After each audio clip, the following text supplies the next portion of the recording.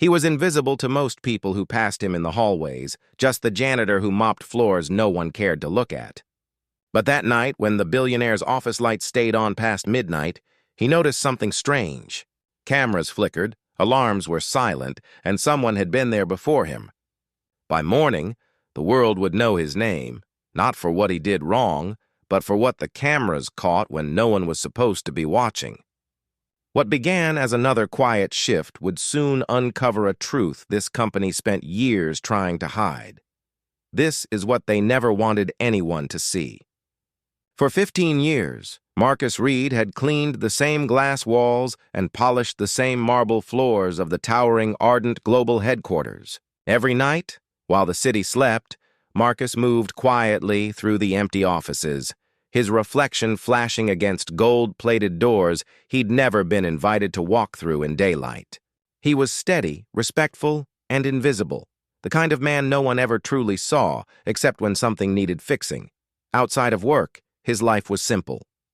A small apartment, an aging mother he cared for, a dream that someday his son wouldn't have to work twice as hard to be treated half as fair. Marcus carried that hope like armor, even when the world reminded him that uniforms like his came with judgments stitched into every thread. That week, something felt different. Security had doubled, executives whispered more, and a rumor spread that a massive corporate scandal was brewing. But Marcus kept his head down. He just wanted to finish his shift and go home. Then came the night when his floor buffer stopped near the billionaire's private office, the one space he was told never to enter. The door was slightly open. A faint light glowed from inside. And as Marcus stepped closer, he noticed a red light blinking from the corner, a camera that wasn't supposed to be recording. He hesitated for a moment. He should have walked away. But curiosity, and something deeper, kept him standing there. That moment would change everything. Marcus stood in the billionaire's office, the faint hum of the air conditioner echoing like a warning. The red camera light blinked steadily in the corner, its rhythm almost hypnotic. He took a cautious step forward. Papers were scattered across the desk, contracts, financial ledgers, documents marked confidential. But it wasn't the papers that caught his eye. It was a file folder lying open, its contents half hidden beneath a crystal pen. On the top page in bold black ink was a list of names, and near the bottom, one word was circled twice in red: termination. Marcus leaned closer. Next to that word was his own name. For a moment, everything stopped. The world seemed to go silent except for the sound of his own heartbeat. He'd worked here for 15 years. Never late, never careless, never anything less than loyal. And yet here it was, proof that his loyalty didn't matter. Then a faint noise behind him. The soft click of a door latch. Marcus turned just in time to see the faint glow of motion sensors flicker on. He wasn't supposed to be there, and someone knew it. He backed away slowly, placing everything as it was, but the blinking red camera felt like it was staring straight through him. He didn't realize it then, but that camera wasn't just security. It was streaming to a private server that monitored staff compliance. In other words, it watched employees like him. By morning, whispers spread through the building. The janitor was snooping. He was caught stealing. He accessed restricted files. Each lie grew faster than the truth ever could. When Marcus showed up for his next shift, his keycard didn't work. 2 security guards waited by the lobby doors, white men in matching suits smirking. They didn't even let him explain. "You're trespassing," one said. "You've been terminated." Marcus tried to speak, to ask what was happening, but his voice was drowned by the sound of the guards calling for backup. Within minutes, police cars pulled up outside. And just like that, the janitor who had given his nights to this company was now a criminal in their eyes. But then, something unexpected. The footage from the security camera leaked, not by Marcus, but by a systems engineer who had seen enough. The video didn't show a thief. It showed Marcus carefully cleaning, respectfully handling papers, noticing the camera, and backing away. But there was something else, something explosive.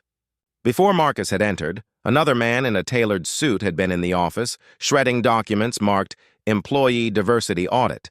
That footage went public. Social media lit up overnight. People demanded to know why a black janitor had been fired while the real culprit, the billionaire's partner, walked free. Marcus stayed silent, too shaken to speak. But the world was now watching. News outlets ran his photo with headlines like "Janitor Caught Truth on Camera." And while the company scrambled to control the narrative, one question began to echo everywhere. If he hadn't been black, would they have believed him sooner? He didn't know it yet, but the worst was still to come. The footage spread faster than wildfire. News anchors, social media, activists, all replaying the same haunting image.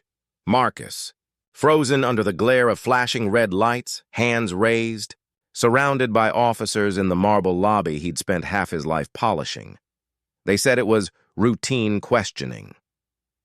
But the moment Marcus stepped outside the glass doors, the cameras caught something no one could unsee. One officer's hand pressed against his chest, another gripping his arm, forcing him down before a word could be spoken. The billionaire's PR team spun it instantly. A disgruntled employee caught tampering with evidence. But the truth was simpler. Marcus had found something he was never meant to see. The list, the shredded audits. Proof that black workers at Ardent Global were being quietly replaced, demoted, or erased from payroll records, covered up in spreadsheets that vanished overnight. Inside the holding cell, Marcus sat in silence. His hands still smelled faintly of bleach. His back ached from hours on a cold bench. Through the bars, he could see a flicker of blue light from a nearby television. The same footage playing again and again. Him, the janitor, the suspect. Then breaking news. The engineer who leaked the footage had come forward publicly, confirming everything. The billionaire's partner was under investigation for fraud, discrimination, and obstruction of justice. The officers who'd pinned Marcus were being questioned. The world had seen it now, the way he was treated. The assumptions made the moment they saw his skin. The weight of centuries compressed into one night. Marcus felt something shift inside him. Not anger this time. Resolve. For the first time, he realized he wasn't invisible anymore.